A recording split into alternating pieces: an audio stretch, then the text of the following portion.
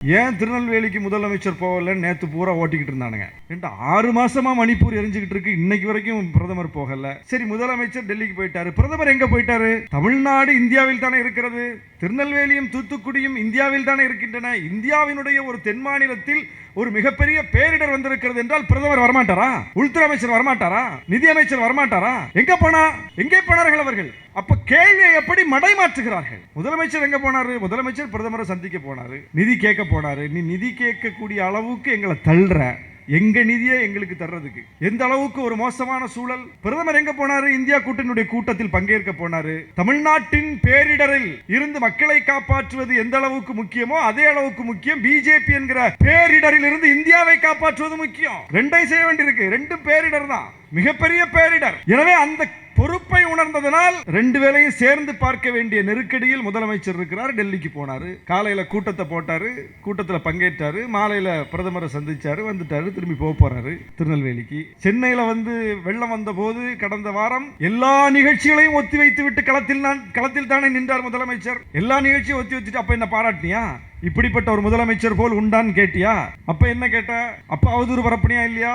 எவ்வளவு பெரிய ஒரு இழிவான நிலை. பேரிடரில் கூட இப்படி புரட்டு பேசுகிற, அவதூறு பேசுகிற ஒரு குணம், இதுதான் சங்கி குணம் என்பது. மாரி செல்வராஜ் போய் களத்தில் நிற்கிறார், திரைப்பட இயக்குனர், சமூக நீதி சிந்தனை உள்ளவர். அவர் ஊரு ஸ்ரீவைகுண்டம் தாலுகா, அவர் ஊரு வெள்ளத்துல மூழ்கி போச்சு. அவர் ஊர்ல மக்களை மீட்டெடுப்பதுல சிரமம் இருக்கு, மக்களை தொடர்பு கொள்ள முடியல. கொத்து கொத்தாக கிராமமாக வெள்ளத்தில் மூழ்கி கிடக்கிற நிலையில் தான் பிறந்து வளர்ந்த ஊரில், தன்னுடைய உற்றார் உறவினர் இருக்கக்கூடிய ஊரில், தன்னுடைய பெற்றோர் இருக்கக்கூடிய ஊரில் இப்படி ஒரு பேரிடர் நேர்ந்து விட்டது என்கிற துடிப்புல அவர் ஓடோடி போறாரு, போய் களத்தில் நிற்கிறார். யாரா இருந்தாலும் போதானே செய்வோம். ஆனா நேற்றிலிருந்து பாருங்கள், மாரி செல்வராஜை குறிவைத்து இவர் என்ன பேரிடர் மேலாண்மை துறை அமைச்சரா? இவர் என்ன அவரா? இவர் என்ன இவரா? ஏன் மாரி செல்வராஜ் யார் என்பதுதான் இப்ப அவங்களுக்கு பிரச்சனை. அதுவே கடந்த 10 நாட்களுக்கு முன்னால் சென்னையில் மழை பெஞ்சுக்கிட்டு இருக்குது இரவு முழுவதும். உடனே தன்னுடைய போன் ஆன் பண்ணி விஷால் ஒரு வீடியோ போடுறாரு. அவர் வீட்டுக்கு வெளியே ஒரு அடியில தண்ணி தேங்கிருச்சான். வீட்டுக்கு வெளியே ஒரு அடியில தண்ணி தேங்கின உடனே ஏன் வீட்டுக்கு முன்னாடி தண்ணி வந்துருச்சுன்னு வீட்டுக்குள்ள இருந்து வீடியோ போட்டவரை இவங்க எப்படி சித்தரிச்சாங்க? விஷால் தான் மிகப்பெரிய போராளி அப்படின்னாங்க. ஊரே வெள்ளத்துல மூழ்கிருச்சுன்னு சொல்லி ஊருக்கு ஓடி போய் உதவு போனவரை எப்படி சித்தரிக்கிறாங்க? விஷாலை போராளியாக கடந்த வாரம் சொன்னவர்கள் மாரி செல்வராஜை கோமாளியாக சொல்கிறார்கள் என்றால் இங்கேதான் பெரியார் தேவைப்படுகிறார். இந்த இரண்டு அரசியல் நகர்வுகளையும், இந்த இரண்டு நிகழ்வுகளையும் புரிந்து கொள்ள வேண்டும் என்றால் பெரியாரிய பார்வை வேண்டும். ஏன் சுமன் ஸ்ரீராமன் அவர்களுக்கு மாரி செல்வராஜை பார்த்து கோபம் வருது? ஏன் கோபம் கொப்பளிக்குது? ஏன் வலதுசாரிகள் இன்றைக்கு மாரி செல்வராஜை குறிவைக்கிறார்கள்? அவர்களால் பொறுத்து கொள்ள முடியவில்லை. இஸ்ரோல போய் நின்று இஸ்ரோ விஞ்ஞானிகளுக்கு வழிகாட்டுற மாதிரி இருப்பாரு ஜக்கி வாசுதேவ். இன்னைக்கு மீம்ஸ்ல போட்டு கலக்குறாங்க நம்ம பிள்ளைங்க. மாரி செல்வராஜ் சொந்த ஊர்ல இயற்கை பேரிடர்ல பாதிக்கப்பட்ட மக்களுக்கு உதவ போய் நிற்கிறார். யார் வேணாலும் போய் நிற்கலாம். அதுக்கு இயற்கை பேரிடரை பற்றிய பார்வை இருக்கணும்னு இல்லை, அமைச்சரா இருக்கணும்னு இல்லை, யாரா இருக்கணும்னு அவசியம் கிடையாது. எந்த குடிமகனும் ஒரு தன்னுடைய சக மனிதன் பாதிக்கப்படுகும் போது அங்க போய் களத்தில் நின்று கை நீட்டுவது, உதவிக்கரம் நீட்டுவது, குரல் எழுப்புவது, அவருடைய குரலை அரசின் பார்வைக்கு தெரிவிப்பது என்பது கடமை. அந்த கடமையை, பொறுப்பை உணர்ந்த மாரி செல்வராஜ் களத்தில் போய் நிற்கிறார். ஆனா இஸ்ரோல ஜக்கி வாசுதேவுக்கு என்ன வேலை? நாடாளுமன்ற திறப்புல திரைக்கலைஞர்களுக்கு என்ன வேலை? கூப்பிட வேண்டிய ஜனாதிபதியை கூப்பிடாம தேவையில்லாத நடிகர்களை எல்லாம் கூப்பிட்டு வச்சு நீங்க விழா நடத்தினீங்களா? ஆதீனங்களை கூப்பிட்டு வச்சு செங்கோல வச்சீங்களா? அதுதான் செய்யக்கூடாத வேலைகள். அங்கே அவர்களுக்கு என்ன வேலை என்பதுதான் கேள்வி. இங்க போய் பேரிடர்ல சொந்த ஊர் மூழ்கிட்டு இருக்கும் போது இங்கே நீ வந்தேன்னு கேட்க முடியுமா?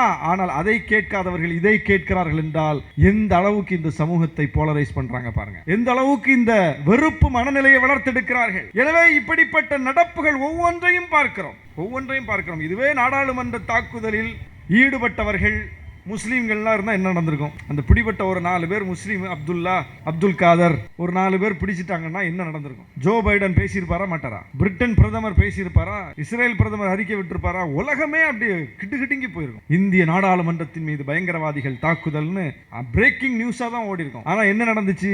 டெல்லி பத்திரிகையாளர்கள்லாம் அது என்ன வண்ண புகை குப்பியை வச்சு விளையாடுறாங்க. இதை யார் முதல்ல காட்டுறதுன்னு சிரிக்கிறாங்க, கடந்து சிரிச்சு விளையாடுறாங்க. நாடாளுமன்றம் தாக்கப்பட்டிருக்கிறது. நாடாளுமன்றம் தாக்கப்பட்ட நாளில் தாக்குதல் நடந்திருக்கிறது. அதை வைத்துக் கொண்டு காமெடி செய்கிறார்கள். இதுவே காங்கிரஸ் ஆட்சி காலத்தில் நடந்திருந்தால் என்னவா இருக்கும்? இதுவே பிஜேபிக்கு எதிர்நிலையில் இருக்கக்கூடிய ஒரு எதிர்க்கட்சி ஆளக்கூடிய சட்டமன்றத்தில் இப்படி நடந்திருந்தால் என்னவா இருக்கும்? இதுவே பரிந்துரை கடிதம் கொடுத்த எம்பி ஒரு எதிர்க்கட்சி எம்பியாக இருந்திருந்தால் என்னவா இருக்கும்? இதுவே ராகுல் பிரதமராக இருந்து மோடி எதிர்க்கட்சி தலைவராக இருந்து ராகுல் அவையில் இல்லாமல் மோடி அவையில் இருந்து இப்படி ஒரு இளைஞர்கள் உள்ளே புகுந்து நாடாளுமன்றத்தில் சேட்டை செய்திருந்தால் என்ன சித்திரம் வரையப்பட்டிருக்கும். இப்படி 180 பாஜக எம்பிக்களை காங்கிரஸ் ஆட்சி காலத்தில் தூக்கி சஸ்பெண்ட் செய்து வெளியே போட்டிருந்தால் இந்தியாவின் விவாதம் எப்படி நடந்திருக்கும். என்ன நடந்துகிட்டு இருக்கீங்க. தந்தை பெரியார் நினைவு நாள் என்பது ஒரு நாள். நினைவு நாளில் மட்டும் நினைவு கூறப்படக்கூடியவர் அல்ல பெரியார். நினைவு நாள் என்று ஒரு நாள் தான் வருகிறது. ஆனால் எந்நாளும் நமக்கு அவருடைய நினைவுதான். அவரை நீக்கிவிட்டு, அவரை மறந்துவிட்டு, அல்லது அவரை நினைக்காமல் இருந்துவிட்டு நம்மால் இந்த சமூகத்தில் நடமாடவே முடியாது. இந்த சமூகத்தில் நம்மால் இருக்க முடியாது. அந்த அளவுக்கு மிக பெரும் தாக்கத்தை ஏற்படுத்திய ஒரு மகத்தான தலைவர். அவரை பற்றிய எதிர்மறையான கருத்துக்கள், அவரை பற்றிய அவதூறுகள், அவரை பற்றிய போலியான சித்தரிப்புகள், இவற்றின் ஊடாக நாளுக்கு நாள் அவர் வாசிக்கப்படுகிறார். அவர் நினைவு கூறப்படுகிறார். அவர் இளைஞர்கள் மத்தியில், அடுத்தடுத்த தலைமுறைகளின் மத்தியில் சென்று கொண்டே இருக்கிறார். அப்படிப்பட்ட ஒரு ஈர்ப்பு சக்தி மிகுந்த தலைவர் தந்தை பெரியார். அவருடைய வாழ்க்கையை புரட்டி பார்த்தால் முரண்பாடுகளின் மொத்த உருவம் போல் தோன்றும். காந்தியை எதிர்த்திருக்கிறார். இந்த நாட்டிற்கு காந்தி தேசம் என்று பெயர் வைக்க வேண்டும் என்று சொல்லியிருக்கிறார். காங்கிரஸை எதிர்த்து காங்கிரஸிலிருந்து வெளியே வந்திருக்கிறார். காங்கிரஸ் கட்சி ஆட்சிக்கு வர வேண்டும், காமராசர் ஆட்சிக்கு வர வேண்டும் என்று ஆதரவு கொடுத்திருக்கிறார். அரசியலமைப்பு சட்டத்தை எழுதிய புரட்சியாளர் அம்பேத்கரை போற்றி இருக்கிறார். அரசியலமைப்பு சட்டத்தை கொளுத்துவேன் என்று போராட்டம் நடத்தி இருக்கிறார். இந்திய விடுதலை போராட்டத்தில் பங்களிப்பு செலுத்தி இருக்கிறார். விடுதலை நாளை துக்க நாள் என்று அறிவித்திருக்கிறார். இது என்னடா, இது இவ்வளவு பிரச்சனையா இருக்கு. மேலோட்டமாக பார்க்கிறவர்களுக்கு பெரியார் முரண்பாடுகளின் மொத்த உருவம் என்று தோன்றும். திருக்குறள் மாநாட்டை நடத்தி இருக்கிறார். திருக்குறள் குறித்த விமர்சனத்தை வைத்திருக்கிறார். தமிழ் எழுத்து சீர்திருத்தம் செய்திருக்கிறார். தமிழை காட்டு மிராண்டி மொழி என்று சொல்லி இருக்கிறார். இன்னும் ஒன்றுக்கு பயங்கர கான்ட்ராஸ்டா இருக்க. பார்க்கக்கூடியவர்கள், கேட்கக்கூடியவர்கள் கொஞ்சம் அப்படியே பிரமிச்சிருவாங்க, திகைத்து போய் விடுவார்கள். பெரியாரை புரிஞ்சிக்கவே முடியலையே அப்படின்னு. பெரியாரை புரிந்து கொள்வதற்கு அடிப்படை இந்த அம்சங்களை நாம் தெரிந்து கொள்ள வேண்டும். ஏன் காங்கிரஸை எதிர்த்தார்? சுயநலத்தின் காரணமாகவா? ஏன் காங்கிரஸை ஆதரித்தார்? சுயநலத்தின் காரணமாகவா? ஏன் தமிழ் மீது விமர்சனத்தை முன்வைத்தார்? தமிழ் மீதான வெறுப்பிலா? ஏன் திருக்குறளிலும் கூட அவர் மாற்று கருத்தை முன்வைத்தார்? திருவள்ளுவரை பிடிக்காமலா? ஏன் விடுதலை போராட்டத்தில் பங்கேற்றார்?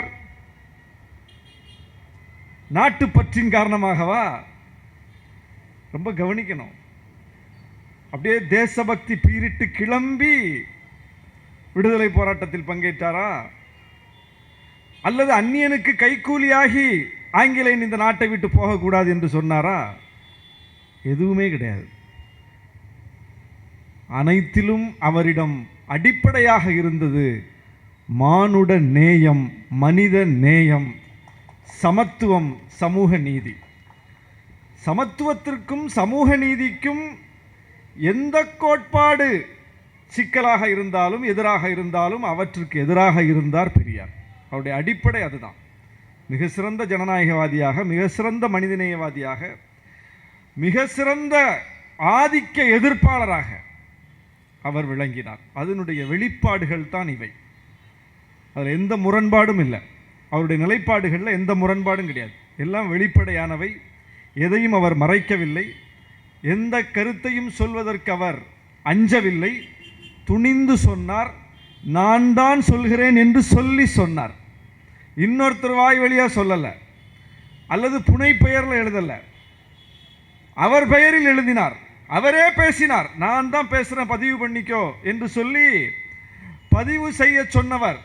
தன்னுடைய பேச்சு, தன்னுடைய எழுத்து தொகுக்கப்பட்ட போது அதில் கையெழுத்து போட்டு கொடுத்தவர். ஆமா, இது என் பேச்சு தான் ஆமா, இது என் சிந்தனை தான். அந்த அளவுக்கு டிரான்ஸ்பரன்சி என்று சொல்வார்களே, வெளிப்படைத்தன்மை, கொள்கையில் உறுதித்தன்மை. அந்த உறுதிதான் இன்றைக்கு தமிழ்நாட்டை மட்டுமல்ல, இன்றைக்கு வட இந்தியாவை கூட அவரை திரும்பி பார்க்க வைத்திருக்கிறார். அந்த கொள்கை உறுதிதான். சமயங்களை கடந்து அவர் இன்றைக்கு போற்றப்படுகிறார். நம்பிக்கையாளர்கள் கூட, இறை நம்பிக்கையுடையவர்களும் அவரை தங்களுடைய தலைவராக ஏற்றுக்கொண்டு களத்திற்கு வந்து நிற்கிறார்கள். சங்கிகள் போய் அவருடைய சிலைக்கு சேதம் விளைவிக்க போனால் ஐயப்பனுக்கு சாமிக்கு மாலை போட்டிருக்கிற ஒரு தோழர் வந்து அந்த சங்கியை சட்டையை பிடித்து இழுக்கிறார். அந்த அளவுக்கு எல்லா இடத்திலும் அவருடைய தாக்கம் இருக்கிறது. அந்த அளவுக்கு மிகப்பெரிய தாக்கத்தை ஏற்படுத்தி இருக்கிற தலைவர். அந்த ஒரு சர்ச்சை வெடித்தது 2-3 ஆண்டுகளுக்கு முன்னால். ராமருக்கு பெரியார் செருப்பு மாலை போட்டார், ஊர்வலத்தை நடத்தினார், துக்ளக்கு அப்போவே வந்து அதை அட்டப்படம் வெளியிட்டது அப்படின்னு சொல்லி ஒரு பெரிய சர்ச்சை வெடித்தது. ரஜினிகாந்த் அவர்கள் கூட அது பற்றி கருத்து சொல்லி ஒரு மிகப்பெரிய பிரச்சனையானது, பெரிய வாத பிரதிவாதங்கள் நடைபெற்றது. அப்போ ரஜினிகாந்த் தெரிவித்த கருத்தின் மீது விவாதங்கள் கட்டமைக்கப்பட்ட போது, விவாதங்கள் நடந்த போது, சபரிமலையில் இருந்து வந்து ஏர்போர்ட்டில் இறங்குறாரு ஓ பன்னீர்செல்வம். அவர்கிட்ட போய் கேட்குறாங்க, இந்த ரஜினிகாந்த் இப்படி கருத்து சொல்லியிருக்காரு, இதை பற்றி உங்கள் கருத்து என்ன அப்படின்னு. அவர் வந்து கருப்பு உடை அணிந்திருக்கிறார், கழுத்தில் மாலை இருக்குது, நெத்தியில் நல்ல விபூதியெல்லாம் போட்டிருக்காரு. பெரியார் இல்லை என்றால் நாங்கள் குப்பையில் தான் கிடந்திருப்போம், நாங்கள் இப்போது கோபுரத்தில் இருக்கிறோம் என்றால் அதற்கு காரணம் அவர் அப்படின்னு அவர் சொல்கிறார். அந்த பக்கம் மதுரையில் செல்லூர் ராஜ் அவர்கள், அப்போ அவர் அமைச்சராக இருக்கார், அவர்கிட்ட கருத்து கேட்குறாங்க. அவர் சொல்கிறாரு, ரஜினிகாந்த் அவர்களுடைய மகளுக்கு மறுமணம் நடந்ததே அது பெரியார் கொள்கையின் வெளிப்பாடு என்று சொன்னார். 2 பேரும் யார்? 2 பேரும் திராவிடர் கழகத்தினுடைய தலைவர்கள் அல்ல. இன்னும் சொல்ல போனால் அதிமுக ஒரு பியூர் திராவிட இயக்கமும் அல்ல. அது எவ்வளோ டைல்யூட் ஆகி நீர்த்து போய் கொள்கையெல்லாம் விட்டு அதில் கொஞ்சம் அந்த திராவிடங்கிற பெயரும் கொஞ்சம் நெஞ்ச கொள்கையும் மிஞ்சி இருக்கக்கூடிய ஒரு இயக்கம் தான், ஒரு அரசியல் கட்சி தான். அதை வழிநடத்திய தலைவர்கள் எல்லாம் அப்படியே வந்து பட்டறையில் புடம் போட்டு திராவிட இயக்க கொள்கையும் பெரியாரிய கொள்கையும் அந்த தொண்டர்களுக்கும் தலைவர்களுக்கும் பாடம் நடத்தியவர்கள் அல்ல. அப்படிப்பட்ட இயக்கத்திலும் கூட அதை வழிநடத்தக்கூடிய பொறுப்பில் இருந்த ஓ பன்னீர்செல்வத்தினுடைய கருத்தும் அதனுடைய முதன்மை தலைவராக இருக்கக்கூடிய செல்லூர் ராஜின் கருத்தும் 2 பேரும் தீவிர கடவுள் பற்றாளர்கள், கடவுள் நம்பிக்கை உடையவர்கள். அவர்கள் பெரியாரை தங்களுடைய தலைவராக ஏற்றுக்கொண்டிருக்கிறார்கள் என்றால் அதுதான் பெரியார் பெற்றிருக்கிற வெற்றி. இது எப்படி சாத்தியம்? தமிழ்நாட்டில் எல்லா திருவிழாவும் சிறப்பாக தான் நடக்குது. கள்ளழகர் ஆற்றில் இறங்குறார்னா அது ஏதோ ஒரு நாள் நிகழ்வாக சுருங்கி போய் விடுவதில்லை. அதற்கு முந்தைய ஏற்பாடுகள் என்பதும் அந்த நிகழ்வு என்பதும் ஒரு மிகப்பெரிய தமிழ்நாட்டில் தாக்கத்தை ஏற்படுத்தக்கூடிய அளவுக்கு லட்சோப லட்சம் மக்கள் அந்த நிகழ்வில் பங்கேற்கிறார்கள். திருவண்ணாமலையில் கார்த்திகை தீபம் என்று சொன்னால் லட்சோப லட்சம் மக்கள் குழுமுகிறார்கள். தமிழ்நாட்டில் எந்த திசையில் போனாலும் எல்லா கோயில்களிலும் திருக்கோயில்களிலும் மிகப்பெரிய அளவுக்கு லட்சோப லட்சம் மக்கள் திரண்டு கொண்டுதான் இருக்கிறார்கள். அந்த காட்சிகள் நடந்து கொண்டுதான் இருக்கிறது. எந்த இடையூறும் இல்லை, எந்த பிரச்சனையும் இல்லை. அப்படி லட்சோப லட்சம் பேர் கடவுள் நம்பிக்கையுடன் பயணிக்கிற இந்த மண்ணில்தான் லட்சோப லட்ச வாக்குகளை பெரியாரிய கொள்கையை பின்பற்றி அரசியல் இயக்கங்கள் அறுவடை செய்து கொண்டிருக்கிறோம். சட்டமன்ற தேர்தலில் நாகப்பட்டினம் தொகுதியில் போட்டியிடும் போது நான் சொன்னேன், நாகப்பட்டினம் அவுரித்திடல் பொதுக்கூட்டத்தில் ஆசிரியர் வீரமணி அவர்கள் என்னுடைய பிரச்சாரத்திற்காக வந்திருந்தார்கள். அந்த மேடையிலே நான் டிக்ளேர் பண்ணி சொன்னேன், திராவிடர் கழகம் தேர்தலில் போட்டியிடுவதில்லை, நான் விடுதலை சிறுத்தைகள் கட்சியின் வேட்பாளர். திராவிடர் கழகம் தேர்தலில் போட்டியிடுவதில்லை, பெரியார் இயக்கம் நேரடியாக தேர்தலில் போட்டியிடுவதில்லை என்றாலும் நாகப்பட்டினத்தில் திராவிடர் கழகம் வேட்பாளரை நிறுத்தி இருக்கிறது, பெரியார் இயக்கம் வேட்பாளரை நிறுத்தி இருக்கிறது, நான் தான் அந்த வேட்பாளர், போட்டியிடுகிறேன், நான் திராவிடர் கழக வேட்பாளர் தான், பெரியார் இயக்க வேட்பாளர் தான் டிக்ளேர் பண்ணேன். இப்போ பெரியாரை சொன்னால் ஓட்டு கிடைக்காதுன்னா நான் டிக்ளேர் பண்ணி ஓட்டு வாங்கி எம்எல்ஏ ஆகி வந்திருக்கிறேன். மக்கள் அங்கீகரித்திருக்கிறார்கள், மக்கள் ஏற்றுக்கொண்டிருக்கிறார்கள். பெரியாரிய கொள்கையை சொன்னால் தமிழ்நாட்டு களத்தில் அதுதான் வாக்கை தவிர பெரியாரை எதிர்த்தால் அவர்கள் நோட்டாவுக்கு கீழே. அதுதான் தமிழ்நாடு. அந்த அளவுக்கு எப்படி இந்த மக்களிடம் தாக்கத்தை ஏற்படுத்தினார் பெரியார், அந்த அளவுக்கு எப்படி கடவுள் நம்பிக்கை உள்ளவர்கள் மத்தியிலும் அவர் தாக்கத்தை ஏற்படுத்தினார். நீங்க இதுல பெரிய வினோதமான காட்சிகள் எல்லாம் பார்க்கலாம். இந்த உணவு பிரச்சனை, உணவகங்கள் குறித்த பிரச்சனை வந்துச்சு. A2B ஓனர்கிட்ட போனா அவர் பெரியாரை பத்தி பேசுறாரு. சரி, இந்த சர்ச்சையை குறித்து சேலம் RR பிரியாணி ஓனர்கிட்ட போனா அவரும் பெரியாரை குறித்து பேசுறாரு. எங்க போனாலும் ஆமா நான் சாமியையும் கும்பிடுறேன், பெரியாரையும் மதிக்கிறேன், இரண்டையும் சேர்த்தே சொல்லக்கூடிய. இப்போ இவங்கெல்லாம் திராவிடர் கழகத்தில், திராவிடர் விடுதலை கழகத்தில் பெரியார் இயக்கங்கள்ல மெம்பர்ஸ் கிடையாது, கருஞ்சட்டை தோழர்கள் கிடையாது. அவர்களெல்லாம் தீவிர இந்து மத நம்பிக்கை உள்ளவர்கள். ஆனால் அவர்களின் உள்ளத்தில் பெரியார் நிறைந்திருக்கிறார். அந்த 99 ஒரு கடை இருக்கும், நீங்கள் பார்த்துருப்பீங்க. 99 காஃபி ஷாப் திண்டிவனத்துக்கு முன்னாடி கரெக்டாக 99 கிலோமீட்டரில் ஒரு கடை இருக்கும். அங்கே உணவுலாம் ரொம்ப சிறப்பாக இருக்கும். நல்ல இந்த இப்போ இருக்கக்கூடிய அந்த இயற்கை முறையில் விளைந்த பொருட்களை வைத்து ரொம்ப சிறப்பாக அந்த உணவு தயாரித்து கொடுக்குறாரு. அவர் பேர் சாலமன். அவர் ஒரு கிறித்தவர். இப்போ நான் போயிருக்கும்போது பார்த்தேன், ஒரு போன மாதம் பெரியார் படம் வச்சிருக்கார் கடையிலேயே. பெரியார் படம் வச்சிருக்கிறார். சாலமன் கிறித்தவ நம்பிக்கை உள்ளவர். கடையின் முகப்பில் பெரியார் படம் இருக்கிறது. இப்போ போன வாரம் போனே படத்தை காணோம். உடனே அவருக்கு ஃபோன் பண்ணேன், என்னங்க போன மாதம் வரும்போது பெரியார் படம் இருந்துச்சு, இந்த மாதம் எங்க கழட்டிட்டீங்க? எங்க ரெனோவேஷன் பண்ணுறேன், வெள்ளை அடிக்கிறதுக்காக கழட்டி வச்சுருக்காங்க, வேற ஒன்றும் இல்லை, திருப்பி மாட்டிடுவாங்கன்னு சொன்னார். அடுத்த 2வது நாள் எனக்கு வாட்ஸ்அப்பில் மாட்டி ஃபோட்டோ எடுத்து அனுப்புகிறார். நீங்கள் நீங்கள் நான் பெரியார் படத்தை தூக்கிட்டேன்னு நினச்சிட்டீங்க, எனக்கு சங்கடமாக போயிடுச்சு, நான் ரெனோவேஷனுக்காக தான் தூக்கினேன் அப்படின்னு சொல்லி மாட்டி அனுப்புகிறார். எந்த அளவுக்கு அது இதெல்லாம் பல்வேறு நிகழ்வுகள். இதெல்லாம் இவங்கெல்லாம் இயக்கவாதிகள் கிடையாது, கவனிக்க வேண்டும். பப்ளிக். A2B ஓனர் ஒரு பொது ஜனம். இந்த பப்ளிக்ல ஒருத்தர். RR பிரியாணி ஓனர் இந்த மக்களில் ஒருவர். 99 காஃபி ஷாப் ஓனர் இந்த மக்களில் ஒருவர். அவங்க இயக்கவாதிகள்லாம் கிடையாது, பெரியார் பட்டறையில் படித்து வளர்ந்தவர்கள் கிடையாது, பெரியார் இயக்க ஏடுகளை படித்து உருவானவர்கள் கிடையாது. இந்த பொதுமக்கள் மத்தியில் இந்த தலைவன் எப்படிப்பட்ட தாக்கத்தை ஏற்படுத்தி இருக்கிறார். ஏன் இவ்வளவு நன்றி உணர்வோடு இருக்காங்க இவங்கெல்லாம்? பெரியாரை சொன்னால் என்ன சிக்கல் வரும் என்பது அவர்களுக்கு தெரியாதா?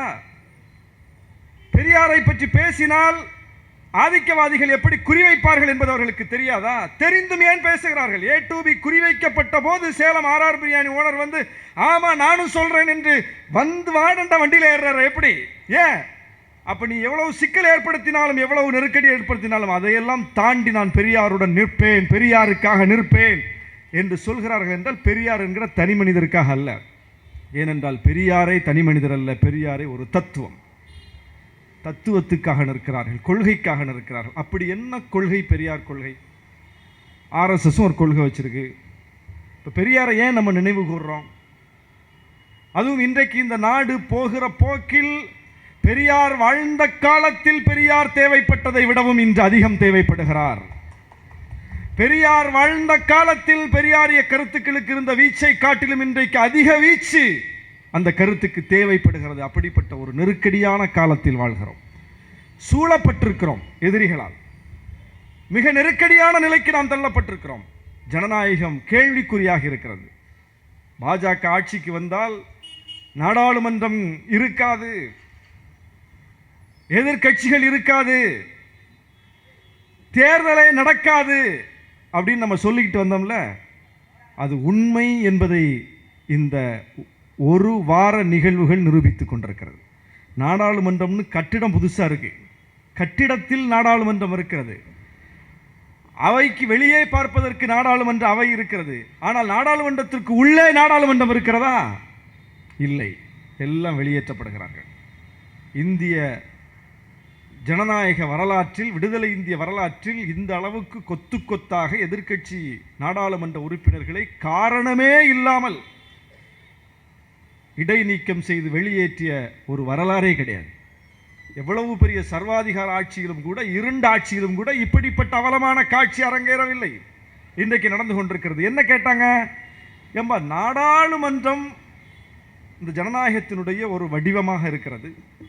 அந்த நாடாளுமன்றத்திற்குள் நாடாளுமன்றம் தாக்கப்பட்ட நாளில் தாக்குதல் நடந்திருக்கிறது. எப்படி இந்த தாக்குதல் நடந்ததுன்னு ஒரு விளக்கத்தை சொல்லுங்கப்பான்னு கேட்டாங்க. அவ்வளவுதான். அதுக்கு அவையில் கேட்ட எம்பிக்களை சஸ்பெண்ட் பண்ண, சரி அது நீ பண்ணிட்ட. அவைக்கே போகாத எம்பியை சஸ்பெண்ட் பண்ணிட்டாங்க. சேலம் பார்த்திபன் அவைக்கே போவல், டெல்லியிலே இல்லை, அவரும் சஸ்பெண்ட். எங்க போயிட்டு இருக்கு இந்த ஜனநாயகம்? எவ்வளவு கேலி கூத்தாக போய் கொண்டிருக்கிறது. நாங்கள் நினைச்சதை செய்வோம், யாரும் எங்களை கேள்வி கேட்கக்கூடாது. ஏன் திருநெல்வேலிக்கு முதலமைச்சர் போகலன்னு நேற்று பூரா ஓட்டிக்கிட்டு இருந்தானுங்க. 6 மாசமா மணிப்பூர் எரிஞ்சுக்கிட்டு இருக்கு, இன்னைக்கு வரைக்கும் பிரதமர் போகல. சரி, முதலமைச்சர் டெல்லிக்கு போயிட்டாரு, பிரதமர் எங்க போயிட்டாரு? தமிழ்நாடு இந்தியாவில் தானே இருக்கிறது, திருநெல்வேலியும் தூத்துக்குடியும் இந்தியாவில் தானே இருக்கின்றன. இந்தியாவினுடைய ஒரு தென் மாநிலத்தில் ஒரு மிகப்பெரிய பேரிடர் வந்திருக்கிறது என்றால் பிரதமர் வரமாட்டாரா? உள்துறை அமைச்சர் வரமாட்டாரா? நிதி அமைச்சர் வரமாட்டாரா? எங்க போனா? எங்கே போனார்கள் அவர்கள்? அப்ப கேள்வியை எப்படி மடை மாற்றுகிறார்கள்? முதலமைச்சர் எங்க போனாரு? முதலமைச்சர் பிரதமரை சந்திக்க போனாரு, நிதி கேட்க போனாரு. நீ நிதி கேட்கக்கூடிய அளவுக்கு எங்களை தள்ளுற, எங்க நிதியை எங்களுக்கு தர்றதுக்கு எந்த அளவுக்கு ஒரு மோசமான சூழல். பிரதமர் எங்க போனாரு? இந்தியா கூட்டணியுடைய கூட்டத்தில் பங்கேற்க போனாரு. தமிழ்நாட்டின் பேரிடரில் இருந்து மக்களை காப்பாற்றுவது எந்த அளவுக்கு முக்கியமோ அதே அளவுக்கு முக்கியம் பிஜேபி என்கிற பேரிடரில் இருந்து இந்தியாவை காப்பாற்றுவது முக்கியம். ரெண்டையும் செய்ய வேண்டியிருக்கு. ரெண்டும் பேரிடர் தான், மிகப்பெரிய பேரிடர். எனவே அந்த பொறுப்பை உணர்ந்ததனால் ரெண்டு வேளையும் சேர்ந்து பார்க்க வேண்டிய நெருக்கடியில் முதலமைச்சர் இருக்கிறார். டெல்லிக்கு போனார், காலையில் கூட்டத்தை போட்டார், கூட்டத்தில் பங்கேற்றார், மாலையில் பிரதமரை சந்தித்தார், வந்துட்டார், திரும்பி போக போகிறாரு திருநெல்வேலிக்கு. சென்னையில் வெள்ளம் வந்தபோது கடந்த வாரம் எல்லா நிகழ்ச்சிகளையும் ஒத்தி வைத்து விட்டு களத்தில் தானே நின்றார் முதலமைச்சர். எல்லா நிகழ்ச்சியும் ஒத்தி வச்சுட்டு அப்போ என்ன பாராட்டினியா? இப்படிப்பட்ட ஒரு முதலமைச்சர் போல் உண்டான்னு கேட்டியா? அப்போ என்ன கேட்ட? அப்போ அவதூறு பரப்புனியா இல்லையா? எவ்வளவு பெரிய ஒரு இழிவான நிலை. பேரிடரில் கூட இப்படி புரட்டு பேசுகிற, அவதூறு பேசுகிற ஒரு குணம், இதுதான் சங்கி குணம் என்பது. மாரி செல்வராஜ் போய் களத்தில் நிற்கிறார், ஒரு திரைப்பட இயக்குனர், சமூக நீதி சிந்தனை உள்ளவர். அவர் ஊரு ஸ்ரீவைகுண்டம் தாலுகா, அவர் ஊர் வெள்ளத்தில் மூழ்கி போச்சு. அவர் ஊரில் மக்களை மீட்டெடுப்பதில் சிரமம் இருக்கு, மக்களை தொடர்பு கொள்ள முடியல. கொத்து கொத்தாக கிராமமாக வெள்ளத்தில் மூழ்கி கிடக்கிற நிலையில் தான் பிறந்து வளர்ந்த ஊரில், தன்னுடைய உற்றார் உறவினர் இருக்கக்கூடிய ஊரில், தன்னுடைய பெற்றோர் இருக்கக்கூடிய ஊரில் இப்படி ஒரு பேரிடர் நேர்ந்து விட்டது என்கிற துடிப்பில் அவர் ஓடோடி போறாரு, போய் களத்தில் நிற்கிறார். யாராக இருந்தாலும் போதானே செய்வோம். ஆனால் நேற்றிலிருந்து பாருங்கள், மாரி செல்வராஜை குறிவைத்து இவர் என்ன பேரிடர் மேலாண்மைத்துறை அமைச்சரா, இவர் என்ன அவரா, இவர் என்ன இவரா? ஏன் மாரி செல்வராஜ் யார் என்பதுதான் இப்போ அவங்களுக்கு பிரச்சனை. அதுவே கடந்த 10 நாட்களுக்கு முன்னால் சென்னையில் மழை பெஞ்சுக்கிட்டு இருக்குது இரவு முழுவதும். உடனே தன்னுடைய ஃபோனை ஆன் பண்ணி விஷால் ஒரு வீடியோ போடுறார். அவர் வீட்டுக்கு வெளியே ஒரு அடியில் தண்ணி தேங்கிருச்சான். வீட்டுக்கு வெளியே ஒரு அடியில் தண்ணி தேங்கின உடனே ஏன் வீட்டுக்கு முன்னாடி தண்ணி வந்துருச்சுன்னு வீட்டுக்குள்ளே இருந்து வீடியோ போட்டவரை இவங்க எப்படி சித்தரிச்சாங்க? விஷால் தான் மிகப்பெரிய போராளி அப்படின்னாங்க. ஊரே வெள்ளத்தில் மூழ்கிருச்சுன்னு சொல்லி ஊருக்கு ஓடி போய் உதவு போனவரை எப்படி சித்தரிக்கிறாங்க? விஷாலை போராளியாக கடந்த வாரம் சொன்னவர்கள் மாரி செல்வராஜை கோமாளியாக சொல்கிறார்கள் என்றால் இங்கேதான் பெரியார் தேவைப்படுகிறார். இந்த 2 அரசியல் நகர்வுகளையும், இந்த 2 நிகழ்வுகளையும் புரிந்து கொள்ள வேண்டும் என்றால் பெரியாரிய பார்வை வேண்டும். ஏன் சுமன் ஸ்ரீராமன் அவர்களுக்கு மாரி செல்வராஜை பார்த்து கோபம் வருது? ஏன் கோபம் கொப்பளிக்குது? ஏன் வலதுசாரிகள் இன்றைக்கு மாரி செல்வராஜை குறிவைக்கிறார்கள்? அவர்களால் பொறுத்து கொள்ள முடியவில்லை. இஸ்ரோவில் போய் நின்று இஸ்ரோ விஞ்ஞானிகளுக்கு வழிகாட்டுற மாதிரி இருப்பார் ஜக்கி வாசுதேவ். இன்னைக்கு மீம்ஸில் போட்டு கலக்கிறாங்க நம்ம பிள்ளைங்க. மாரி செல்வராஜ் சொந்த ஊரில் இயற்கை பேரிடரில் பாதிக்கப்பட்ட மக்களுக்கு உதவ போய் நிற்கிறார். யார் வேணாலும் போய் நிற்கலாம். அதுக்கு இயற்கை பேரிடரை பற்றிய பார்வை இருக்கணும்னு இல்லை, அமைச்சராக இருக்கணும்னு இல்லை, யாராக இருக்கணும்னு அவசியம் கிடையாது. எந்த குடிமகனும் ஒரு தன்னுடைய சக மனிதன் பாதிக்கப்படுகும் போது அங்கே போய் களத்தில் நின்று கை நீட்டுவது, உதவிக்கரம் நீட்டுவது, குரல் எழுப்புவது, அவருடைய குரலை அரசின் பார்வைக்கு தெரிவிப்பது என்பது கடமை. அந்த கடமையை, பொறுப்பை உணர்ந்த மாரி செல்வராஜ் களத்தில் போய் நிற்கிறார். ஆனால் இஸ்ரோவில் ஜக்கி வாசுதேவுக்கு என்ன வேலை? நாடாளுமன்ற திறப்பில் திரைக்கலைஞர்களுக்கு என்ன வேலை? கூப்பிட வேண்டிய ஜனாதிபதியை கூப்பிடாம தேவையில்லாத நடிகர்களை எல்லாம் கூப்பிட்டு வச்சு நீங்கள் விழா நடத்துனீங்களா? ஆதீனங்களை கூப்பிட்டு வச்சு செங்கோலை வச்சிங்களா? அதுதான் செய்யக்கூடாத வேலைகள். அங்கே அவர்களுக்கு என்ன வேலை என்பதுதான் கேள்வி. இங்கே போய் பேரிடரில் சொந்த ஊர் மூழ்கிட்டு இருக்கும்போது இங்கே நீ வந்தேன்னு கேட்க முடியுமா? ஆனால் அதை கேட்காதவர்கள் இதை கேட்கிறார்கள் என்றால் எந்த அளவுக்கு இந்த சமூகத்தை போலரைஸ் பண்றாங்க பாருங்க. எந்த அளவுக்கு இந்த வெறுப்பு மனநிலையை வளர்த்தெடுக்கிறார்கள். எனவே இப்படிப்பட்ட நடப்புகள் ஒவ்வொன்றையும் பார்க்கிறோம். இதுவே நாடாளுமன்ற தாக்குதலில் ஈடுபட்டவர்கள் முஸ்லீம்கள்லாம் இருந்தால் என்ன நடந்திருக்கும்? அந்த பிடிபட்ட ஒரு 4 பேர் முஸ்லீம், அப்துல்லா, அப்துல் காதர், ஒரு 4 பேர் பிடிச்சிட்டாங்கன்னா என்ன நடந்திருக்கும்? ஜோ பைடன் பேசியிருப்பாரா மாட்டாரா? பிரிட்டன் பிரதமர் பேசியிருப்பாரா? இஸ்ரேல் பிரதமர் அறிக்கை விட்டிருப்பாரா? உலகமே அப்படியே கிட்டுக்கிட்டுங்கி போயிருக்கும். இந்திய நாடாளுமன்றத்தின் மீது பயங்கரவாதிகள் தாக்குதல்னு பிரேக்கிங் நியூஸாக தான் ஓடி இருக்கும். ஆனால் என்ன நடந்துச்சு? டெல்லி பத்திரிகையாளர்கள்லாம் அது என்ன வண்ணப்புகை குப்பியை வச்சு விளையாடுறாங்க. இதை யார் முதல்ல காட்டுறதுன்னு சிரிக்கிறாங்க, கடந்து சிரித்து விளையாடுறாங்க. ஏங்க, நாடாளுமன்றம் தாக்கப்பட்டிருக்கிறது. நாடாளுமன்றம் தாக்கப்பட்ட நாளில் தாக்குதல் நடந்திருக்கிறது. அதை வைத்துக்கொண்டு காமெடி செய்கிறார்கள். இதுவே காங்கிரஸ் ஆட்சி காலத்தில் நடந்திருந்தால் என்னவா இருக்கும்? இதுவே பிஜேபிக்கு எதிர்நிலையில் இருக்கக்கூடிய ஒரு எதிர்க்கட்சி ஆளக்கூடிய சட்டமன்றத்தில் இப்படி நடந்திருந்தால் என்னவா இருக்கும்? இதுவே பரிந்துரை கடிதம் கொடுத்த எம்பி ஒரு எதிர்க்கட்சி எம்பியாக இருந்திருந்தால் என்னவா இருக்கும்? இதுவே ராகுல் பிரதமராக இருந்து, மோடி எதிர்க்கட்சி தலைவராக இருந்து, ராகுல் அவையில் இல்லாமல் மோடி அவையில் இருந்து இப்படி ஒரு இளைஞர்கள் உள்ளே புகுந்து நாடாளுமன்றத்தில் சேட்டை செய்திருந்தால் என்ன சித்திரம் வரையப்பட்டிருக்கும்? இப்படி 180 பாஜக எம்பிக்களை காங்கிரஸ் ஆட்சி காலத்தில் தூக்கி சஸ்பெண்ட் செய்து வெளியே போட்டிருந்தால் இந்தியாவின் விவாதம் எப்படி நடந்திருக்கும்? என்ன நடந்துகிட்டு இருக்கீங்க? எவ்வளவு பெரிய பேரமைதி, எவ்வளவு பெரிய பேரமைதி! ஒரு பகுஜன் சமாஜ் கட்சியை சார்ந்த நாடாளுமன்ற உறுப்பினரை அவர் இஸ்லாமியர் என்பதற்காக பிஜேபியை சார்ந்த நாடாளுமன்ற உறுப்பினர் அவ்வளவு தரக்குறைவா பேசுறார். அவர் அவைக்கு உள்ளதான் இருக்கார். இதுவரையிலும் அவர் மீது நடவடிக்கை எடுக்கப்படவில்லை. இந்த பரிந்துரை கடிதம் கொடுத்த எம்பி, அவர் மீது நடவடிக்கை இல்லை. ஏன்பா இப்படி நடந்துச்சு? அவன் எப்படிப்பா உள்ள வந்தான்? இவ்வளவு பெரிய அடுக்குகளை தாண்டி, பாதுகாப்புகளை வளையத்தை எல்லாம் தாண்டி எப்படி உள்ள வந்தான்? அவன் எம்பி எப்படி இவனுக்கு கடிதம் கொடுத்தான்னு கேட்ட எம்பிக்கள் வெளியே. எவ்வளவு பெரிய தாக்குதல் இந்த நாட்டின் மீது நடத்தப்பட்டு கொண்டிருக்கிறது. இதெல்லாம் கேட்க வேண்டியது யாரு? நீதி அமைப்புகள் தான் இதற்கு பதில் சொல்லணும். இப்படிப்பட்ட போக்கை கட்டுப்படுத்த வேண்டிய பொறுப்பு அந்த துறைக்கு, நீதித்துறைக்கு இருக்கிறது. அது என்னவாக இருக்கிறது? மோடி அரசு எதை செய்தாலும் அதை வழிமொழியக்கூடியதாக இன்றைக்கு நீதி அமைப்பு மாறி இருக்கிறது. ராமர் கோயில் கட்டணுமா? கட்டுவதற்கு தீர்ப்பை கொடுக்கிறார்கள். காஷ்மீர் சிறப்பு அந்தஸ்தை பறிக்கணுமா? பறிப்பதற்கு அங்கீகாரம் கொடுக்கிறார்கள். காஷ்மீருக்கு மட்டுமல்ல, இனி எந்த மாநிலத்திலும் புகுந்து இப்படி செய்யலாம் என்கிற அதிகாரத்தையும் சேர்த்து கொடுக்கிறார்கள். ஒரு யூனியன் பிரதேசத்தை மாநிலமாக மாற்ற முடியும். ஒரு மாநிலத்தை எப்படி யூனியன் பிரதேசமாக மாற்ற முடியும்? மாற்றுகிறார்கள், அங்கீகரிக்கிறது நீதிமன்றம். ஒரு மாநிலத்தின் இப்படி சிறப்பு அந்தஸ்தை நீக்க வேண்டும் என்றால் அந்த மாநில அரசினுடைய கருத்தை கேட்க வேண்டும், ஒப்புதலை பெற வேண்டும். ஆனால் மாநில அரசை கேட்கணும் என்பதற்காக அந்த மாநில அரசையே கலைத்து விட்டு குடியரசுத் தலைவர் ஆட்சி அமல்படுத்தி விட்டு இப்படி நீ செய்கிறாயே, இது முறையா என்கிற கேள்வியை கேட்க வேண்டிய நீதிமன்றம். அதுதான் குடியரசுத் தலைவர் ஆட்சியாக இருக்க, இதில் போய் எப்படி கேட்க முடியும்னு அதையே பதிலாக சொல்லி இதுதான் தீர்ப்புன்னு சொல்றாங்க. அதுதான் கேள்வியே. நீ கேட்க வேண்டிய கேள்வி அதுதான். எப்படி இப்படி செஞ்சேன்னு, அதுதான் பதில். அதுதான் அப்படித்தானே இருக்கு. அது எப்படி நம்ம கேட்க முடியும்?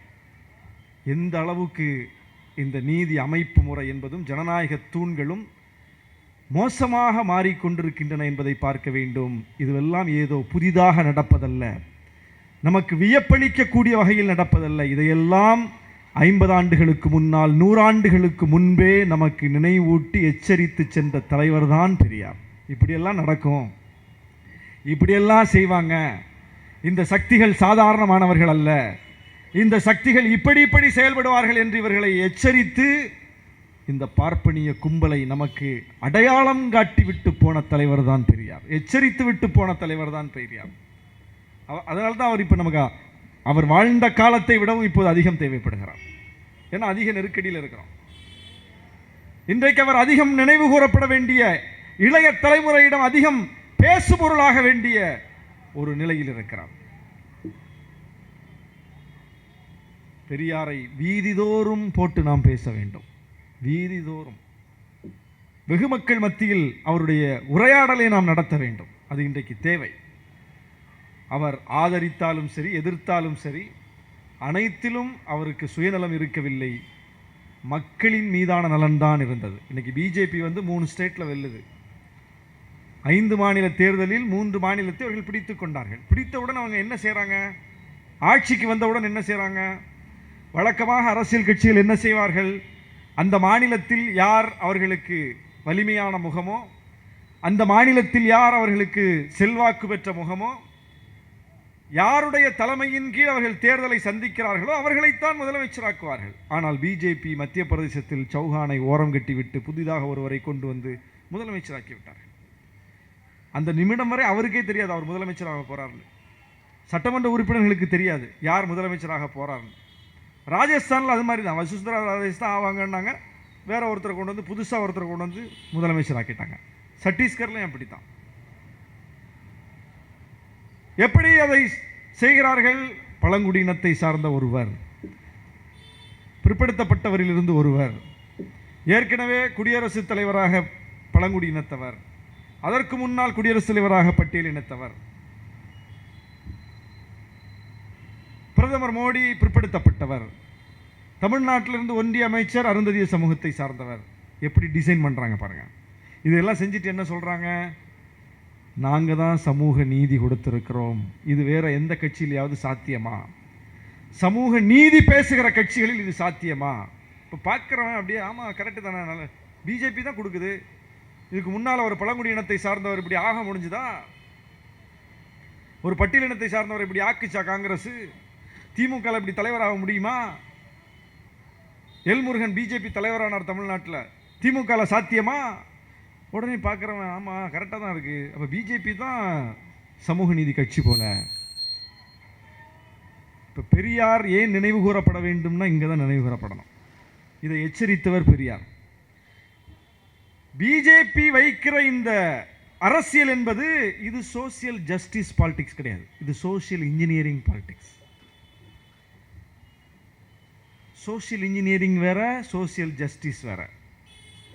இப்போ புரட்சியாளர் அம்பேத்கர், தந்தை பெரியார் 2 தலைவர்கள்ட்ட இருக்கக்கூடிய அந்த ஒப்புமை என்னன்னா, காங்கிரஸை எதிர்த்தவர் தான் அம்பேத்கர், காங்கிரஸை எதிர்த்தவர் தான் பெரியார். காங்கிரஸ் ஆட்சிக்கு வருகிறது, முதல் அமைச்சரவை அமைக்கப்படுகிறது. காங்கிரஸை எதிர்த்த அம்பேத்கரை காங்கிரஸை தன்னுடைய அமைச்சரவையில் சேர்த்து கொண்டு சட்ட அமைச்சர் பொறுப்பை கொடுக்கிறது, அரசியலமைப்பு சட்டத்தை எழுதக்கூடிய பொறுப்பை கொடுக்கிறது. அப்போ அம்பேத்கர் என்கிற தனிப்பட்ட நபர் என்கிற அடிப்படையில் பார்த்தா அவருக்கு ஒரு பெரிய பொறுப்பு கிடைக்குது. கான்ஸ்டியூஷனுக்கே வழிகாட்டக்கூடிய, கான்ஸ்டியூஷனை எழுதக்கூடிய பொறுப்பு கிடைக்குது.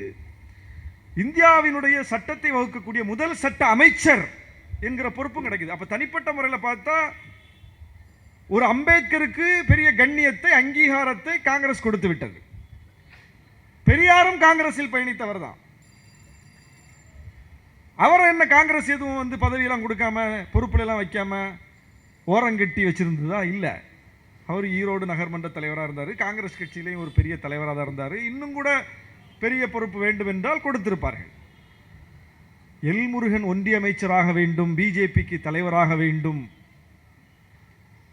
முர்மு ஜனாதிபதியாக வேண்டும், ராம்நாத் கோவிந்த் ஜனாதிபதியாக வேண்டும், மோடி பிரதமராக வேண்டும் என்கிற இந்த உச்ச பொறுப்பில் போய் இந்த பிற்படுத்தப்பட்டவர், இந்த பட்டியலினத்தவர், பழங்குடியினத்தவர் போய் அமர வேண்டும் என்கிற இந்த அடிப்படையில் சிந்தித்தால், பட்டியலினத்திலிருந்து அம்பேத்கர் சட்ட அமைச்சராகிவிட்டார், ஒரு பிற்படுத்தப்பட்டவரான பெரியார் காங்கிரஸ்ல பெரிய தலைவராக இருக்கிறாரு, முடிஞ்சிச்சுல சோசியல் இன்ஜினியரிங். தனக்கு பதவி கிடைக்கவில்லை என்பதற்காக பெரியார் காங்கிரஸில் இருந்து வெளியேறினாரா? தனக்கு உரிய அங்கீகாரம் இல்லை என்று சொல்லி சட்ட அமைச்சர் பொறுப்பை அம்பேத்கர் துறந்து வெளியே வந்தாரா? அங்கே தனக்கு பதவி கிடைக்கவில்லை என்பதல்ல பிரச்சனை, இந்த சமூகத்திற்கு அதிகாரம் கிடைக்கவில்லை என்பதற்காக வெளியே வந்தார்கள். அப்போ பிஜேபி வைக்கக்கூடிய சோசியல் இன்ஜினியரிங்க்கு எதிரானவர்கள் யார்? புரட்சியாளர் அம்பேத்கரும் தந்தை பெரியாரும். அப்ப பிஜேபி இன்றைக்கு ஒரு சோசியல் இன்ஜினியரிங்கை பண்ணிட்டு இதுதான் சோசியல் ஜஸ்டிஸ் சொல்லுது இல்லையா? இந்த இடத்தில் தான் பெரியார் நினைவு கூறப்படுகிறார். ஏன்? இது மோசடி, இது மோசடி. நீ இந்த சமூகங்களை அதிகாரப்படுத்துவதற்கு என்ன வச்சிருக்க சொல்லு. பட்டியலினத்து மக்களை அதிகாரப்படுத்துவதற்கு நீ என்ன ஸ்ட்ராட்டஜி வச்சிருக்கிற சொல்லு. அதற்காக வரையறப்பட்டிருக்கக்கூடிய திட்டங்களை நீ ஆதரிக்கிறாயா? குரல் கொடுத்திருக்கிறாயா? தமிழ்நாட்டில் 69 விழுக்காடு இடஒதுக்கீடு இருக்கிறது நடைமுறையில். இதில் பிஜேபியின் பங்கு என்ன? இப்ப இதை இன்னும் அதிகப்படுத்தணும்னு சொல்றோம், நீ சொல்லுவியா? அருந்ததியரிலிருந்து ஒருவரை பிடித்து வந்து நீ பொறுப்பு கொடுத்தாய். அருந்ததிய சமூகத்திற்கு உள்ஒதுக்கீடு 3 விழுக்காடு கொடுத்தது யார்? நீயா? இப்ப திமுக ஒரு அருந்ததியர் தலைவராக முடியுமான்னு கேட்கிறிய. தலைவராக என்ன பண்றது? அந்த திமுக தான் அந்த அருந்ததிய சமூகத்திற்கு இடஒதுக்கீடு கொடுத்தது. அப்ப எது முக்கியம்? அவர்கள் எப்படி மடைமாற்றுகிறார்கள் அரசியலை. அப்ப பெரியார் ஏன் நினைவு கூறப்பட வேண்டும்? பெரியார் திரும்ப திரும்ப ஏன் பேசுபொருளாக வேண்டும்? பெரியாருடைய வாழ்க்கையே சாட்சியாக இருக்கிறது. தனி மனிதர்களுக்கு அதிகாரம் கொடுப்பதல்ல, சமூகங்களை அதிகாரப்படுத்துவதற்கு. அவரே சாட்சியா இருக்கார், அம்பேத்கரே சாட்சியா இருக்கிறார். அந்த அடிப்படையில் தான் பிஜேபியினுடைய இந்த சதித்திட்டங்களை அம்பலப்படுத்துவதற்கு பெரியாரை நாம் மீண்டும் மீண்டும் நினைவு கூற வேண்டும். இதெல்லாம் ஏமாற்று வேலை. அவங்கெல்லாம் இதுக்கு போராடல. அவங்க சொன்ன அரசியல் வேற, இவங்க கொண்டு போய் நிறுத்துற அரசியல் வேற. ஒரு வகையில் இந்த மக்களை திருப்திப்படுத்தினால்தான் இந்த அரசியலை செய்ய முடியும் என்கிற இடத்துக்கு பிஜேபி வந்திருக்கிறது. இந்த மாதிரி சமூகங்களை எல்லாம் வந்து காட்டினாதான் இந்த சமூகத்தினுடைய ஓட்டை வாங்க முடியும்னு. அது ஒரு வகையில் நமக்கு வெற்றி தான். ஆனால் அது ஏமாற்று. வெறும் தனிநபர்களுக்கு பதவி கொடுப்பதல்ல நம்முடைய போராட்டம் என்பது, சமூகத்தை அதிகாரப்படுத்துவது. அதில் எங்கேயுமே பிஜேபி வரமாட்டான். இன்னைக்கு நாடாளுமன்றத்தில் ஒன்றிய அரசே பதில் சொல்லுகிறது. எந்த பொறுப்புலையும் முதன்மை பொறுப்புகளில் ஒடுக்கப்பட்ட மக்கள், விளிம்பு நிலை மக்கள், பிற்படுத்தப்பட்ட மக்கள் கிடையாது. ஒரு விழுக்காடு கூட கிடையாது. முக்கிய பொறுப்புகளில் முழுக்க முழுக்க முற்பட்ட சமூகத்தினர் தான் நிறைந்திருக்கிறார்கள். அது உச்ச நீதிமன்ற நீதிபதிகளாக இருந்தாலும் சரி, உயர் நீதிமன்றங்களுடைய நீதிபதிகளாக இருந்தாலும் சரி, இராணுவமாக இருந்தாலும் சரி, ஊடகமாக இருந்தாலும் சரி. ராகுல் காந்தி சொன்னார்ல, ஊடகவியலாளர்களை பார்த்து கையை தூக்குங்க, உங்களில் எத்தனை பேர் ஓபிசி கையை தூக்குங்கள், உங்களை எத்தனை பேர் எஸ்சி எஸ்டி கையை தூக்குங்கள், உங்களில் எத்தனை பேர் மைனாரிட்டி கையை தூக்குங்கள். தூக்குவதற்கு ஆள் இல்லை. நூற்றுக்கணக்கான டெல்லி செய்தியாளர்கள் குழுமி கிடக்கிற அந்த அவையில் கையை தூக்குவதற்கு ஆள் இல்லை. அப்படின்னா இருப்பவர்கள் எல்லாம் யார்? முழுக்க முழுக்க அந்த ஊடகம் யாருடைய கட்டுப்பாட்டில் இருக்கிறது? ஊடகத்தினுடைய செய்தியாளர்கள். இவர்கள் செய்தியை சேகரிச்சுட்டு வாப்பான்னு சொல்லி வேலைக்கு அனுப்பக்கூடிய ஆட்கள். அங்க உட்கார்ந்து ஏவுறவர் இருப்பார். அப்ப இந்த வேலைக்கு வந்து இதை எடுத்துக்கொண்டு போய் சேர்க்கிறவர்களிலேயே நம் பிள்ளைகள் இல்லை என்றால், ஏவக்கூடிய இடத்தில் அந்த வேலையை வாங்கக்கூடிய முதன்மை பொறுப்புகளில் யார் இருப்பா? அப்ப ஊடகத்தின் நிலைமை என்ன என்பது வெட்ட வெளிச்சமாகிவிட்டதே ராகுல் காந்தி போட்ட ஒரு கேள்வியில். அப்ப இந்த நீதி அமைப்புகளில் என்ன நடக்கிறது? உட்கார்ந்து தீர்ப்பை வாசிக்கக்கூடிய அந்த பெஞ்ச், அந்த பெஞ்சில், அந்த அமர்வில் பிற்படுத்தப்பட்டவர் உண்டா, பட்டியலினத்தவர் உண்டா, மைனாரிட்டி உண்டா? கிடையாது. அப்ப இந்த நாட்டினுடைய அதிகாரம் முழுக்க முழுக்க யார் கையில் சிக்கி இருக்கிறது? அப்ப ஏன் பெரியார் அன்னைக்கு சொன்னார், ஆங்கிலேயன் போகும்போது ஐயோ நீ போகாத, இது உண்மையிலேயே ஒரு விடுதலை கிடையாது, இது உண்மையான விடுதலை கிடையாது, இது அதிகாரம் கைமாறி இருக்கிறது. இவ்வளவு நாளும் ஆங்கிலேயனிடம் இருந்தது, இப்போது இந்த நாட்டினுடைய சாதி ஆதிக்க சக்திகளுக்கு அது கைமாறுகிறது. அவன்கிட்ட இருந்தாவது எதாவது நம்ம கேட்டு வாங்கிட முடியும், இவன்கிட்ட எதுவுமே வாங்க முடியாத, இவன் நம்மளை படாத பாடுபடுத்திடுவான என்று சொல்லி அஞ்சினார். எதற்கும் அஞ்சாத தலைவர் அஞ்சினார் என்றால் இந்த மக்களுக்காக அஞ்சினார். எதற்கும் பதற்றப்படாத தலைவர் பதற்றப்பட்டார் என்றால் இதற்காக பதற்றப்பட்டார். அதனால சொன்னார் இது துக்க நாள். இதில் கொண்டாடுறதுக்கு என்ன இருக்கு?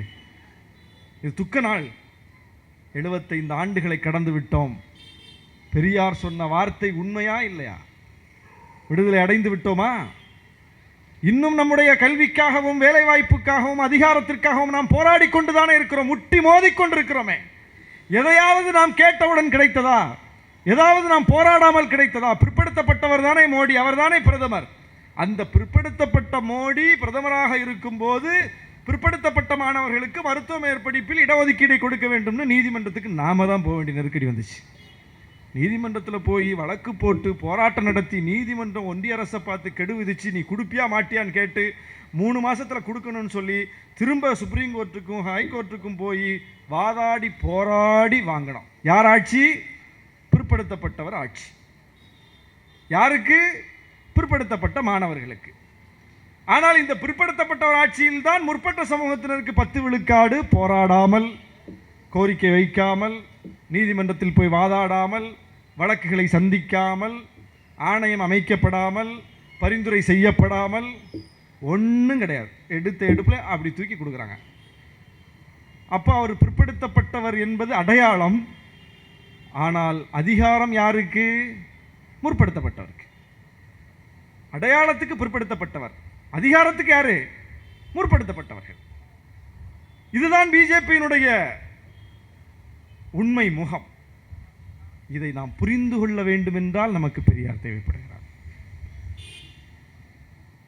பெரியாரிய பார்வை இருந்தால்தான், அம்பேத்கரிய பார்வை இருந்தால்தான் இதை நாம் புரிந்து கொள்ள முடியும். புரிந்து கொண்டால்தான் போராட முடியும். போராடினால்தான் நமக்கு கிடைக்கும். இல்லைன்னா நம்ம தெருவில் தான் நிற்போம். அவன் எப்படி நம்மளை பிரிச்சிடறான் பாருங்க. இந்த உண்மையை நாம் விளங்கிக் கொள்ளாமல் போயிட்டால் என்ன நடக்கும்னா, நம்முடைய அசல் எதிரி யாரும் நமக்கு தெரியாமல் போயிடும். பெரியாருடைய பெரிய வெற்றியே அவர் அசல் பகை எது என்பதை அடையாளம் காட்டி விட்டு போனார் இந்த மக்களுக்கு.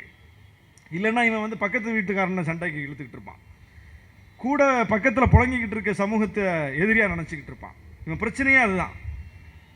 இப்போ வன்னியர்களுக்கும் தலித் மக்களுக்கும் இடையில பிரச்சனைன்னு சொல்கிறோம்ல, முஸ்லீமுக்கும் இந்துக்கு இடையில பிரச்சனைன்னு சொல்கிறோம்ல.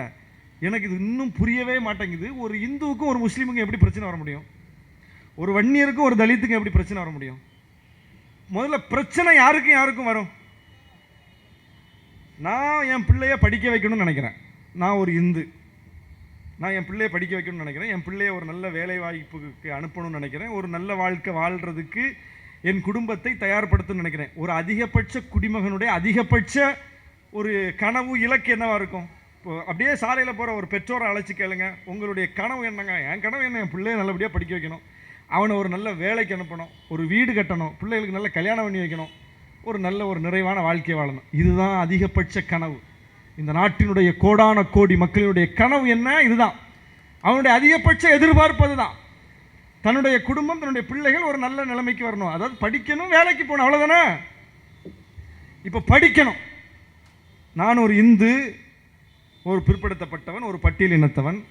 நான் படிக்கணும், வேலைக்கு போகணும். இந்த ரெண்டுக்கும் எதிராக இருக்கிறவர் முஸ்லீமா? இந்த நாட்டினுடைய 100 கோடிக்கு மேல் இருக்கக்கூடிய இந்து மக்களினுடைய கல்விக்கும் வேலை வாய்ப்புக்கும் எதிராக இருப்பது முஸ்லீமா? ஒரு இந்து உச்சநீதிமன்ற நீதிபதி ஆகணும்னு நினைக்கிறார். அந்த இந்துவனுடைய இடத்தை முஸ்லீம்கள் உட்கார்ந்து அடைச்சிக்கிட்டு இருக்காங்களா? உச்சநீதிமன்றத்தில் பூரா பெஞ்சில் எல்லாம் பாய்மாரா உட்கார்ந்துக்கிட்டு, பிற்படுத்தப்பட்ட இந்துவா நீங்கள் வரக்கூடாது, பட்டியலினத்து இந்துவா நீங்கள் வரக்கூடாது, பழங்குடியினத்து இந்துவா நீங்கள் வரக்கூடாதுன்னு அடைச்சிட்டு உட்காந்துருக்காங்களா? யாரையும் அடைச்சிட்டு உட்காந்துருக்கா? எப்படி ஒரு இந்துக்கு ஒரு முஸ்லீம்? சரி, அங்கே ஏன் சுப்ரீம் கோர்ட்டுக்கு மட்டும்தானா?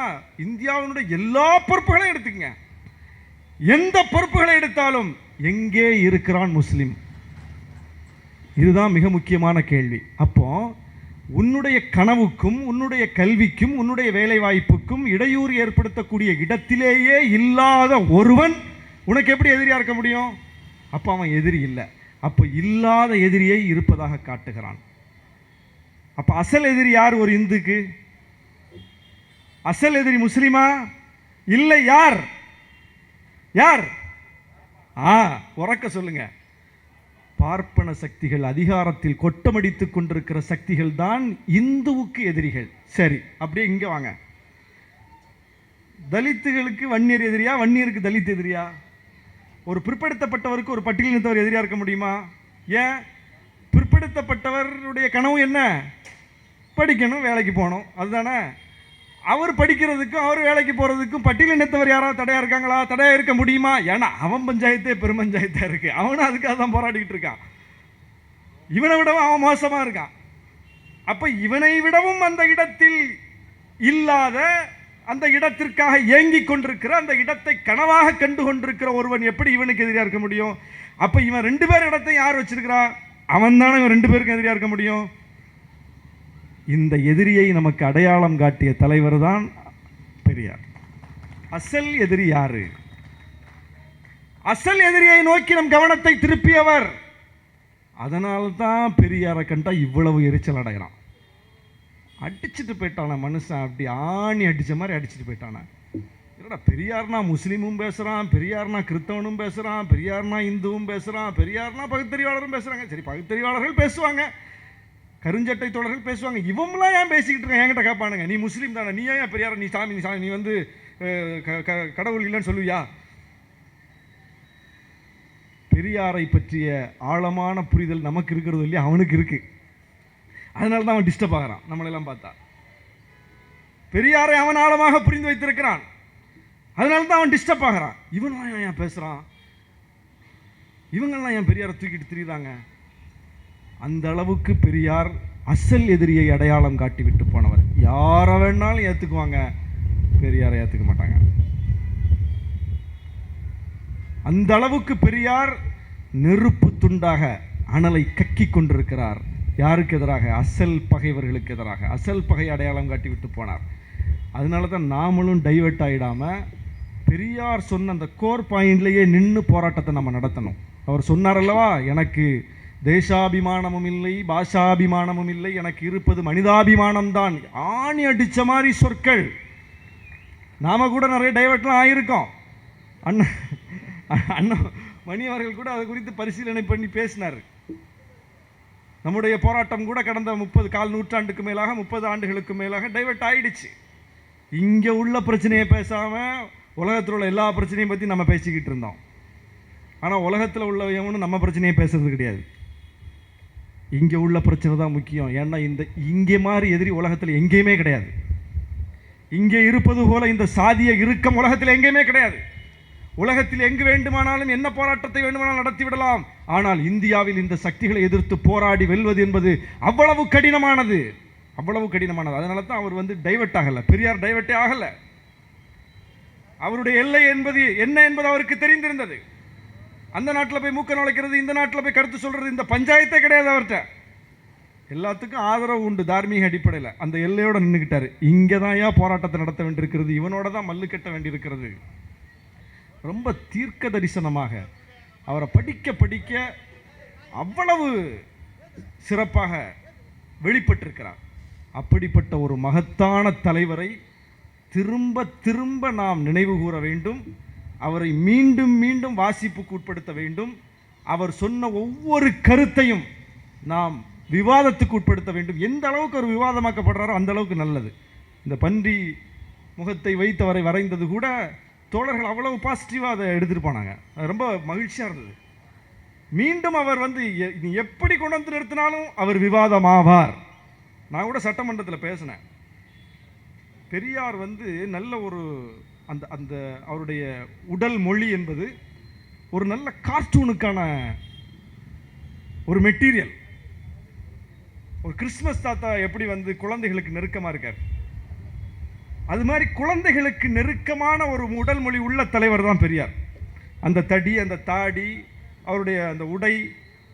அப்போ நான் சட்டமன்றத்தில் பேசினேன், பெரியார் கருத்துக்களை இன்றைக்கு குழந்தைகளிடம் வீடியோ கார்ட்டூன்களாக கொண்டு போய் சேர்க்க வேண்டும். தமிழ்நாடு அரசே இதை செய்ய வேண்டும் நான் சொன்னேன். ஏன்னா அது இன்னைக்கு ரொம்ப தேவைப்படுது. அவன் என்னென்ன பாருங்க, அவன் வந்து அந்த சோட்டா பூச்சி, அந்த பூச்சி, இந்த பூச்சி, என்னென்னலாம் சொல்லி குழந்தைகள் வீட்டில் உட்கார்ந்து நம்ம பிள்ளைங்களே அதை தான் பார்த்துக்கிட்டு இருக்குங்க. அதில் பூரா நீங்கள் ஊடுருவி பார்த்தீங்கன்னா புராண கருத்துக்கள், இதிகாச கருத்துக்கள் தான் கிடக்குது. வடிவம் நவீன வடிவம், வடிவம் குழந்தைகளிடம் சென்று சேர்க்கிற வடிவம், இளம் நெஞ்சங்களில் நஞ்சை விதைக்கிற வடிவம், நஞ்சை விதைக்கிற கருத்து. வடிவம் பிரச்சனை இல்லை, கருத்து. அந்த வடிவத்திற்குள் நாம் என்னவாக இருக்கிறோம்? நம்மள்ட்ட எத்தனை கார்ட்டூன் இருக்கு? பிள்ளைகளுக்கு கார்ட்டூன் வீடியோவில் பெரியாரை வந்து நம்ம காட்ட முடியுமா? அவ்வளவு அழகா கார்ட்டூன் பண்ண முடியும் பெரியாரை வச்சு, வீடியோ கார்ட்டூன். இதை அரசே செய்ய வேண்டும். நான் பேசினேன் சட்டமன்றத்தில். அந்த அளவுக்கு நாம் ஆழமாக பயணிக்க வேண்டிய, பெரியாரிய கருத்துக்களை கொண்டு போய் சேர்க்க வேண்டிய தேவையோடு இருக்கிறோம். எனவே அவரை நினைவு கூர்வது என்பது இந்த அளவில் நாம் வீதிதோறும் எல்லா இடங்களிலும் எல்லா வடிவங்களிலும் அவரை நினைவு கூறுவோம் என்று சொல்லி வாய்ப்புக்கு நன்றி கூறி அமர்கிறேன். நன்றி, வணக்கம்.